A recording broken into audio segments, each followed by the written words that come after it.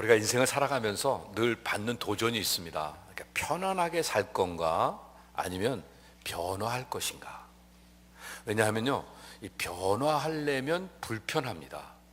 늘 하던 대로 안 하면 뭔가 이렇게 불편하고 때로는 짜증도 날 수가 있지만, 그러나 성장하려고 하면 반드시 변화가 있어야 성장을 할 수가 있게 됩니다.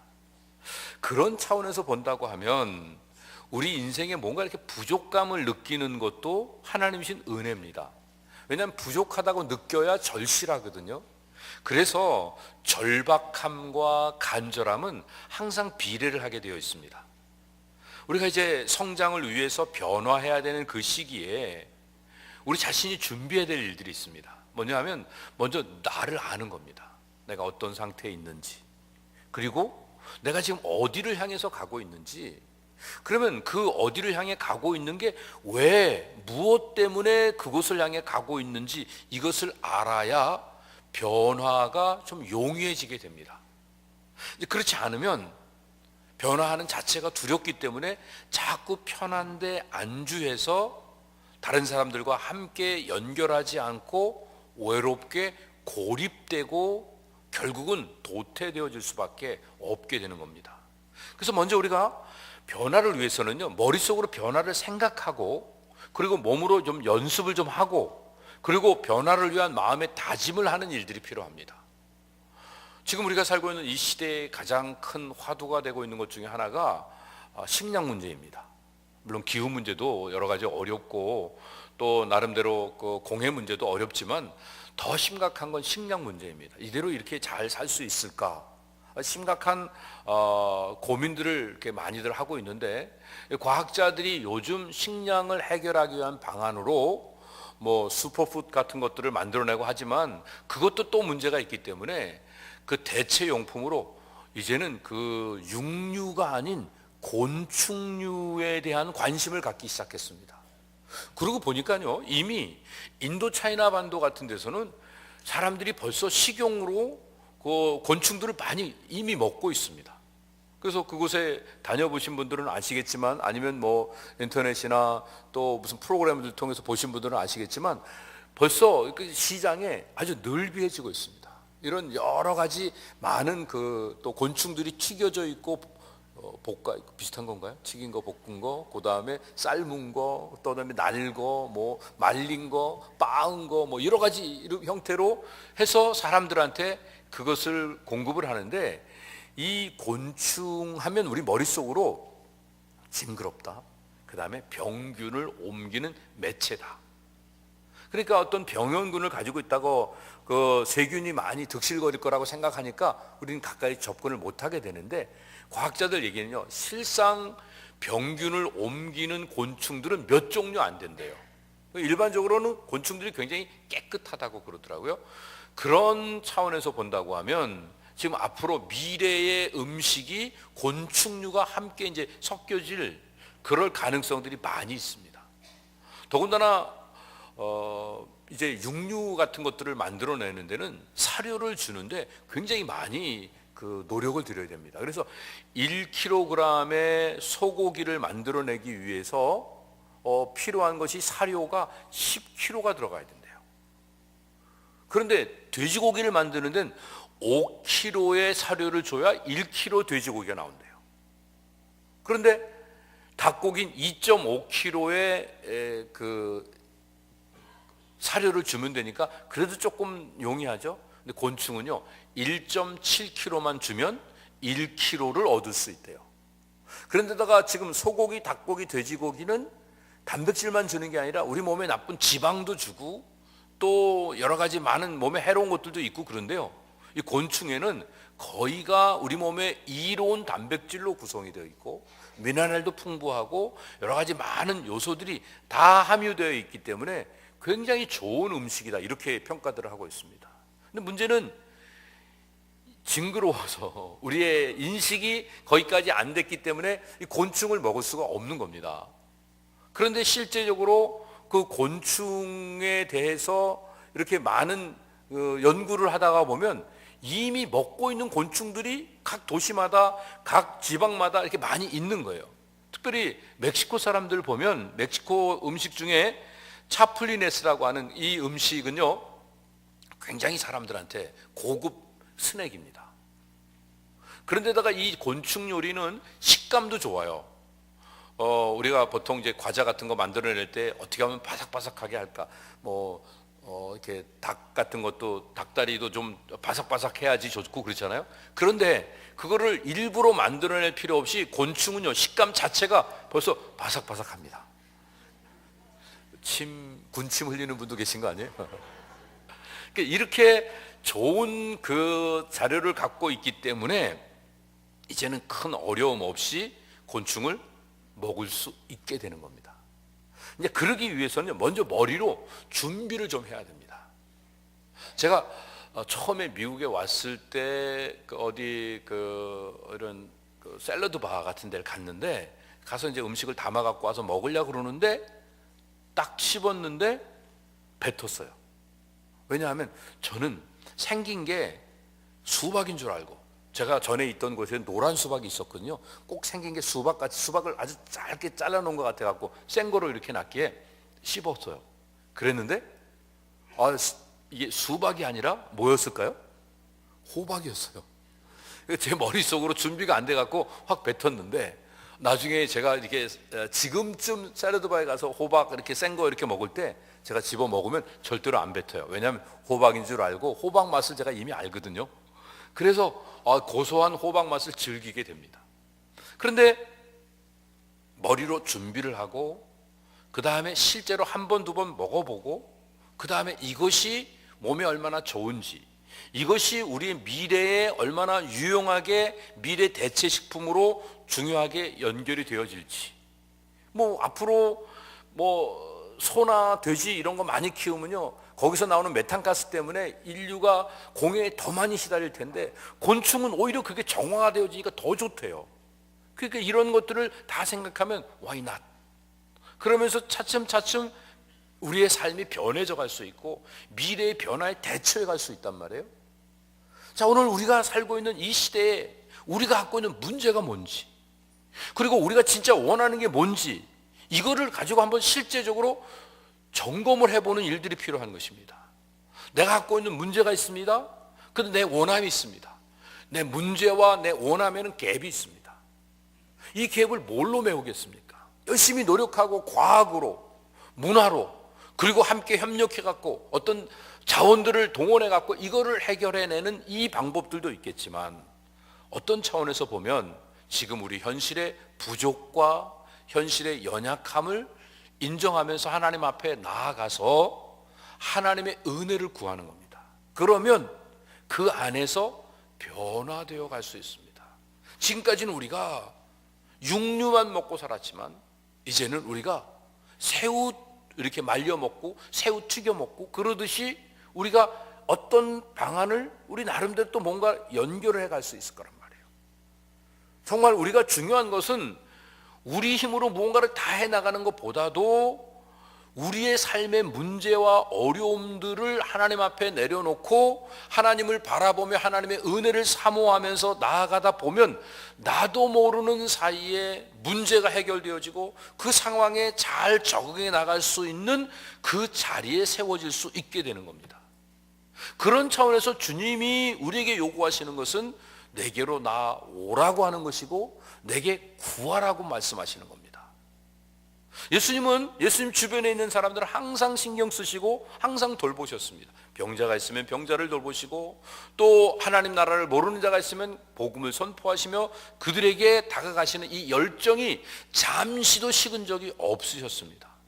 그래서 예수님께서는요 이제 공생의 사역을 시작하시면서 가버나움에서 회당에서 많은 사람들을 가르치다가 밖으로 나가셨습니다. 그리고는 시몬의 집으로 가셔서 시몬의 집에 함께 살고 있는 그 장모의 열병을 고쳐주시는 이 장면이 오늘 본문에 기록되어 있습니다. 시몬 베드로의 집에 들어가셨는데 누군가가 시몬 베드로의 장모님이 지금 열병으로 앓고 있다는 사실을 알려주게 되었고, 그 소식을 들으신 예수님께서는 그 여인에게 또 다가가셔서 치료의 역사를 보여주십니다. 그 열병을 앓고 있는 여인에게 꾸짖으니까 그 안에 있던 이제 열병이 떠나가고 건강한 모습으로 일어나서 예수님과 예수님의 제자들을 수종들었다 하는 그 내용이 오늘 본문에 기록되어 있습니다. 사실 열병이라고 하는 건요, 쉬운 병은 아닙니다. 어쩌다가 보면 여러분 잘 알고 있는 폐열병 같은 거, 열이 올라가고 갑자기 목숨을 잃게 되는 이런 경우들도 있죠. 그래서 심각한 상태의 위기를 만날 수도 있는 이런 병입니다. 근데 고대 근동 지방에선 더더욱이 이런 질병이 빈번하게 일어났기 때문에 그런 위기를 만나면 다들 두려워하고 있었습니다. 히브리어에 보면 열병과 연결되어 있는 단어들이 여럿이 있는데, 하루후루라는 단어는 파상풍으로 인한 열을 이야기하고, 카타르는 말라리아병으로 인한 열병을 이야기하고, 사르펫은 폐병이 걸렸을 때 일어나는 열병을 얘기하고, 뒤센테리온은 이질 걸렸을 때 나타나는 열병을 이야기하고 있습니다. 중동 지방, 또 특별히 팔레스타인 지역에서는요, 옛날부터 말라리아가 많았고, 장티푸스, 천연두, 일사병, 발진티푸스, 발진성 열병, 이런 여러 가지 이 질병들이 있었는데, 이 공통점들은 다 심한 하이피버를 갖는 겁니다. 아주 고열을 갖는 겁니다. 그런데 그 고열은 쉽게 치료되지 않았는데, 예수님이 한 말씀 하시니까 그 여인에게서 고열이 떠나버렸다 하는 그 말은 예수님의 능력이 얼마나 놀라운지를 보여주는 겁니다. 그런데 병에서 놓인 그 여인이, 원어에 보면 디에코네이라고 단어가 있는데, 디에코네이라는 말은 식사를 시중든다는 말인데, 여기서 나온 말이 디컨입니다. 그래서 우리가 집사님 그랬을 때, 원래 집사님의 고유 직분, 그 어원의 의미는요, 식사할 때 시중 드는 사람, 웨이터나 웨이트레스가 이제 집사님입니다. 이 얘기 들으셨으니까 오늘 친교할 때 알아서들 하세요, 집사님들. 예. 그러니까 누가 나 이렇게 안 챙겨주나가 아니라, 누가 밥을 더 편안하게 잘 먹을 수 있을까를 생각하며 사람들을 섬기는 일들을 하는 것, 이게 바로 디에코네입니다. 그런데 이 여인이 일어나서 자기 몸도 못 가누던 여인이 다른 사람 시중 들면서, 그것도 예수님만 아니라 예수님 제자들까지 시중 드는 이 모습을 보여주는 건, 완전히 몸도 완쾌되어지고 또 완전히 또 마음도 치료되었다는 이 분명한 표현을 여기서 하고 있는 것입니다. 이게 몸만 치료돼 갖고는요, 자기 몸 하나 쏙 빠져나오고, 야 이제 건강하다, 그리고 이제 좀 푹 쉬어야 되겠다, 어디나 가고 싶은데 가야 되겠다, 그리고 볼일 보러 갔을지 모르는데, 이 마음까지 치료되어지니까 예수님에게 받은 은혜에 감사해서 다른 사람들을 섬기는 모습을 봅니다. 근데 재밌죠? 은혜는 예수님께 받았어요. 그럼 예수님만 섬기면 되지 않겠어요? 근데 예수님과 함께 있는 무리들을 섬기는 모습을 봅니다. 우리가 하나님께 은혜 받았죠. 예수님 통해서, 하나님 통해서 구원 받았죠. 할렐루야. 그러니까 하나님께만 잘하면 되죠. 우리 옆에 사람들 신경 안 써도 괜찮죠. 이게 아니란 말이에요. 정말 우리가 하나님 앞에 은혜 받은 감격이 있다고 하면, 주님의 몸된 교회를 위해서 희생하고 헌신할 수 있는 이 마음이 필요하고, 그리고 나를 위해 살지 않고 하나님이 기뻐하시는 게 뭔가, 그래서 하나님을 기쁘시게, 작은 거 하나라도 그 은혜에 대한 감사가 하나님을 기쁘시게 하기 위해서 우리의 삶을 기쁨으로 들여가야 되는데, 하나님께는 감사하다고 이야기하면서 늘 게으르게 섬김만 받으려고 한다고 하면, 우리 삶에 진정한 감사가 있는가, 진정한 그 은혜에 대한 깨달음이 있는가를 점검해 볼 필요가 있는 것입니다. 인생을 살면서 문제 하나 없는 사람이 어디 있겠습니까? 근데 어떤 문제가 있다가 할지라도 그 문제를 주님 앞에 가져가서 그 문제를 주님의 말씀으로 녹이기만 하면, 모든 문제들이 문제로부터 자유로워지면서 그 안에서 참 평강과 능력을 소유하는 이런 역사가 일어나는 것을 오늘 본문을 통해서 우리가 깨달을 수 있어야 됩니다. 이 말은 다른 말로 말하면, 오늘 우리가 문제가 있고 어려움이 있을 때요, 주님 앞에 나와서 주님의 도우심을 간구하라는 말입니다. 우리가 주님 앞에 나와 주님께 우리의 문제를 맡기면, 우리는 그 모든 문제로부터 해방되는 놀라운 은혜를 받아 누리게 될 줄로 믿습니다. 이런 확실한 믿음이 있다고 하면, 우리는 why not? 왜 기도하지 않겠습니까? 왜 하나님 앞에 나오지 않겠습니까? 근데 문제는 하나님 앞에 나와도 이게 꼭 해결될까? 아니, 내가 꼭 주님 앞에 기도한다고 응답이 될까?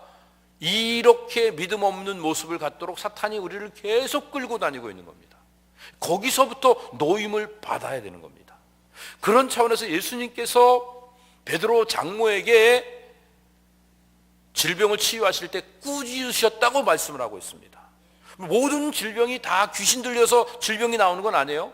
각양각색의 모든 병든 사람들이 다 예수님께 나왔는데 그 중에 많은 사람들이 질병에서 노임을 받고 고침을 받으면서 귀신이 떠나갔다, 마귀가 떠나갔다, 이 표현을 오늘 본문이 쓰고 있는 걸 보면 많은 경우 사탄이 우리를 함부로 끌고 다니면서 우리를 못 살게 하고 힘들게 할 때도 많이 있다는 것을 우리가 놓쳐서는 안 되는 것입니다.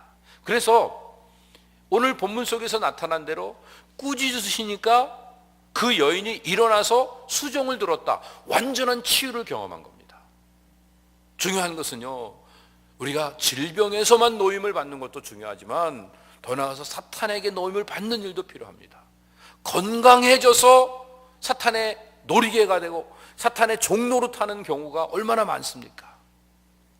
겨우겨우 몸이 연약할 때는요, 주님 앞에 나와서 겨우 예배드리고 또 기도하고 찬송하는 정도였는데, 아니 건강해져서 내 마음대로 살 수 있으니까 여기저기 다니면서 좌충우돌하고 또 내 이기와 욕심을 부리면서 생활하고 그러면 결국은 하나도 도움이 안 되는 겁니다.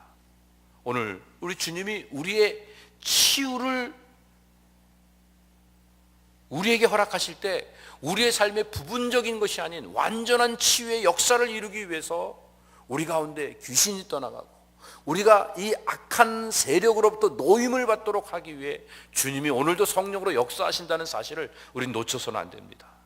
그래서 오늘 우리가 주님 앞에 진정한 기쁨과 감격을 가지면 온전한 봉사를 드리는데, 오늘 여기서 베드로만 하나님 앞에 헌신한 것이 아니고 예수님을 따라다닌 게 아니라 베드로의 장모도 예수님과 제자들을 시중 들었다고 표현하고 있고, 요한과 야고보의 어머니도 예수님의 그 필요한 모든 것들을 공급하는 역할을 하면서 뒤에서 수종드는 역할을 했던 많은 사람들의 이야기를 함께 성경이 기록하고 있는 것을 보게 됩니다.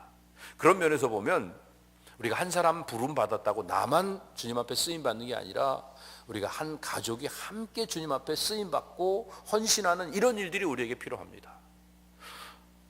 우리 여기 계신 우리 장로님들이 부르심을 받았다고 우리 장로님의 아내 되시는 분들은 나는 관계없다, 그러면 하나님 앞에 온전한 모습이 아닙니다. 누군가 권사님, 아내가 권사님이고 또 여전도 회장이고 그런데 나는 여전도와 관계없고 나는 권사가 아니다, 그러면서 그 일에 협조를 하지 않는 것도 온전한 모습이 아닙니다.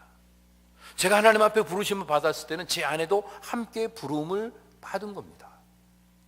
그런 차원에서 저희 아이들까지도 함께 이 사역에 자기 고유의 역할들이 주어질 때까지 같이 기쁨으로 이 일들을 하고 있는 것입니다. 주님이 우리에게 명하신 일이 그냥 남의 일이 아닙니다. 하나님의 일입니다. 아버지의 일입니다. 그래서 우리 모두가 기쁨으로 이 일을 감당하고 있는 것입니다. 이 한 가족된 의미에서 나는 몇 구역이니까 몇 구역 일만 하고, 나는 몇 전도회니까 몇 전도회 일만 하고가 아니라 우리 정말 교회를 든든히 아름답게 세워나가는 일들을 위해서 함께 마음을 모아가는 그런 모습을 갖는 게 몸도 치유받고 마음도 치유받고 영혼도 바르게 세워진 그런 모습으로 삶을 사는 것입니다. 그런데요, 마가가 기록한 내용을 보면 오늘 누가가 기록한 것과 조금 차이가 있습니다. 누가는 그냥 베드로의 장모가 열병을 앓았다는 그 이야기만 하고 있는데, 이 마가는요, 시몬의 집에 들어갈 때 이 예수님의 들어가심에 앞서서 들어간 사람들이 야고보와 요한이 거기에 들어갔다고 표현을 하고 있습니다. 그런데 누가는 그걸 기록을 안 해놨어요. 그 이유는요, 아직 누가는요, 예수님의 제자들이 부름을 받아서 제자로 사역하고 있는 걸 아직 언급을 안 했거든요. 그래서 처음 제자에 대한 언급이 그 5장 4절에서부터 시작이 되어지기 때문에 아직은 이게 글을 쓰면서 전개를 안 한 겁니다.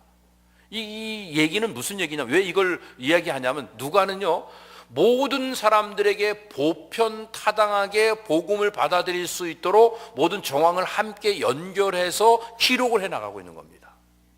그냥 뜬금없이 기적적인 것만 얘기하는 게 아니라 헬라 사람들, 특별히 특별히 그 히브리 문화적 배경을 갖고 있지 못한 사람들까지도 마음속에 뭔가 이렇게 접근이 용이할 수 있도록 누가가 접근하고 있는 겁니다. 여기서 우리가 하나 도전받을 수 있는 건 뭐냐면요, 우리가 신앙을 갖고 있으면 일반적인 것들을 초월하는 믿음을 갖고 살아야 돼요. 그렇지만 초월한다고 해서 기본을 무시하면 안 됩니다. 우리가 일반적으로 도덕과 윤리와 상식선에서 해야 되는 일들을 우리가 마땅히 감당하고 그 위에 믿음으로 주님을 바라보고 함께 믿음으로 주님 앞에 헌신하는 일들을 해야 되는 거지, 우리는 하나님이 알아서 해줄 거니까 우리는 이런 도덕이나 윤리 이런 거 안 지켜도 되고 우리는 일반적인 상식적인 것들은 뛰어넘어도 된다, 이렇게 하면 온전하게 이방인들에게 복음을 증거할 수 있는, 믿지 않는 사람들에게 예수님을 전할 수 있는 기회를 놓쳐버리게 되는 겁니다. 행여나 교회가 지금까지 이런 어리석음을 범하지 않았는지 우리 개인적으로, 우리 공동체적으로 좀 돌아보는 이런 일들이 필요합니다. 그래서 예수님께서는요, 그 병자를, 그 베드로의 장모를 고치시고 나니까 사람들이 소문이 퍼져가기 시작합니다. 그러더니 갑자기 사람들이 몰려들기 시작했습니다. 근데 여기 중요한 사건은 무엇이냐면, 병자들이 왔는데 각양각색의 병자들이 스스로 온 게 아니라 주변에 있는 사람이 데려왔다고 말하고 있습니다. 예수님이 병 고치는 역사를 이루신다는 이 소문을 들었던 사람들은 자기 주변에 아픈 사람이 있고 불편하고 힘든 사람이 있으면 그 사람들을 그대로 두지 않고 예수님에게로 데려왔던 것입니다. 오늘 우리가 해야 될 일이 바로 이 일입니다. 우리가 주님의 은혜를 받고 거듭나고 천국을 소망하고 새로운 인생을 살게 되었다고 하면 이 기쁨과 감격이 있는 만큼 주님을 향해서 아름다운 헌신과 봉사를 하고 수종을 들듯 다른 사람을 섬기는 일들을 해야 되는데, 특별히 어떻게 섬겨야 되느냐, 다른 사람들을 예수님께로 데려오는 일을 하는 겁니다. 그래서 예수님을 만나서 그 문제를 해결하도록 예수님을 소개하는 일들이 필요합니다. 그런데 사람들이 이렇게 얘기합니다. 아니 꼭 죄송합니다. 제가 발로 뭘 잘못 건드린 것 같습니다. 이제 조는 사람이 있으면 한 번씩 쳐야 되겠네요. 우리가 실제적으로 다른 사람들이 뭔가 필요한 상황이 있을 때 그들의 필요를 외면하고 그냥 넘어가는 게 아니라, 정말 내가 하나님의 은혜에 대한 감격이 있으면, 하나님의 능력에 대한 확신이 있으면 그들을 주님께로 데려오는 일들을 하는 겁니다. 그 데려오는 그 일들을 통해서 하나님의 사랑이 연결되어지는데, 우리는 자꾸 이렇게 생각을 합니다. 꼭 교회 데려와야 되냐? 아니 교회 데려와 봐야 교회에서 또 싸우고 또 여러 가지 또 뭐 복잡하고 힘든 거 보면 차라리 교회 또 중간에 안 다니고 그럴 텐데 그냥 놔두고 그냥 저 사람 믿을 사람은 믿고 안 믿을 사람은 안 믿을 거니까, 그렇게 생각하면 그 사람들에게 하나님의 사랑을 전할 수 있는 기회를 전해주지 못하고 그들은 주님에게서 멀어지게 되는 겁니다. 이런 차원에서 우리가 해야 될 중요한 일들은, 예수님은 지금도 기다리고 계십니다. 누구든지 오기만 하면 예수님은 따뜻하게 품어주시고 만져주시고 각양각색의 병든 자들을 고쳐주시고 문제를 해결해 주십니다. 그래서 한 사람 한 사람 어루만져 주시고 안수까지 해주십니다. 안수의 방법은 이 히브리적 방법이 아니라 이거는 헬라적 이방적 방법입니다. 그럼에도 불구하고 예수님께서는 한 사람 한 사람에게 조금 더 따뜻하게 또 더 세밀하게 다가가시기 위해서 이런 일들을 행하셨던 것들을 보는데, 근데 우리가 만일 아무도 데려오지 않는다고 하면 이 역사는 일어나지 않는 것입니다. 그래서 오늘 우리가 해야 될 심각한 도전은요, 전도하는 겁니다. 사람들을 데려오는 겁니다. 그래야 역사가 일어나고 그래야 문제가 해결되어지기 시작합니다. 오늘 이 시대의 문제가 뭐라고 생각합니까? 사람들은 큰 교회가 문제다, 뭐 작은 교회 그 만들기 운동 이런 것들을 한다고 합니다. 그런데 요즘 더 안타까운 현상이 뭐냐면 작은 교회들이요 전도를 하지 않습니다. 왜냐하면 사람들이 작은 교회 가려고 하질 않으니까. 큰 교회는 큰 교회대로 전도를 하긴 하는데, 전도를 해서 세를 불리면 그 무슨 이상한 쪽으로 가는 그런 흐름들을 또 갖는 경우들이 있습니다. 교회가 작으냐 크냐, 활동이 많으냐 적으냐가 중요한 게 아니라 정말 놓치지 말고 해야 되는 중요한 일이 있습니다. 아무리 바빠도, 아무리 힘들어도, 아무리 어려워도 빼놓아서 안 되는 중요한 일이 무엇이냐 하면 영혼을 구하는 일입니다. 영혼을 전도하는 일입니다. 그 일을 위해서 해야 되는 일이 예수님에게 데려오는 겁니다. 안드레가 빌립이 예수님에게 와 보라고 했던 겁니다. 풀복음을 못 전했지만 예수님께 와 보라, 예수님 앞에 데려놓으면 예수님의 말씀을 듣든지 모습을 보든지 아니면 옆에서 예수님의 그 지나가는 그 바람의 느낌만 받아도 변화가 얼마든지 일어날 수 있습니다. 그렇기 때문에 오늘 우리가 해야 되는 일은 사람들을 교회로 데려오는, 전도하는 일들을 하고, 그들이 정말 하나님의 사랑 가운데 변화되어지도록 우리가 하나님의 받은 은혜를 그들에게 나누어주는 일들을 해야 되는 겁니다.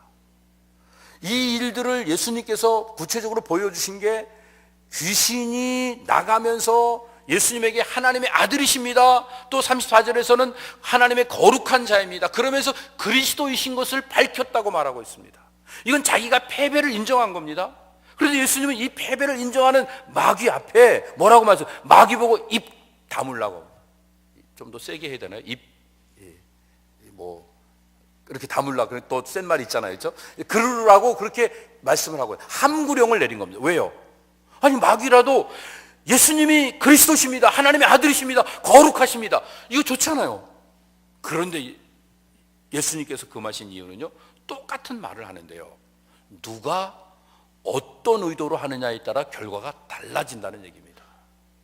똑같이 전도하는 것 같아요. 어떤 사람은 이기와 욕심으로, 복음을 전하는 것 같아요. 경쟁해서 딴 사람보다 앞서려고, 우리 교회가 더 좋은 교회로 소문나려고 하는 일들은 의미가 없어지는 겁니다. 사탄의 밥이 되어지는 겁니다. 마귀가 예수님이 그리스도라는 걸 얘기해 봐야 결국은 생명이 구원되는 게 아니라 더 미혹되어지는 역사가 일어날 수 있기 때문에 예수님은 함구령을 내리십니다. 어떤 면에서 우리가 무슨 일을 하는가 보다 더 중요한 것이 무슨 마음으로, 어떤 목표를 가지고 우리가 일을 하고 있는가가 중요한 것입니다. 이런 차원에서 오늘 우리가 해야 될 일들은요, 예수님에 대해서 믿음을 가질 뿐만 아니라 예수님을 알아가는 일들이 필요합니다. 주님의 장성한 분량에 이르기 위하여서 그리스도를 알아가는, 그러기 위해서 날마다 주님을 바라보고 하나님의 말씀을 묵상하는 이런 일들을 행하지 않으면 믿는 것 같은데 한 번도 헌신한 적도 없고요, 믿는 것 같은데 한 번도 말씀대로 원수를 사랑해 본 적도 없이 신앙생활을 하고 있습니다. 그러면서 자기 스스로 믿고 있대요. 뭘 믿는 거예요 도대체? 예수님을 오해하고 있는 겁니다. 자라나지 않으면 자기식으로 아전인수를 하기 시작하면 결국은 마귀에게 이용당할 수밖에 없게 되는 겁니다. 물론 우리가 신앙의 첫 출발을 하면서 처음부터 믿음을 가질 수는 없습니다. 하지만 우리가 얼마나 연약하고 부족한 사람인지를 고백하고 주님 앞에 아뢰기 시작하면 주님을 의뢰할 수 있게 됩니다.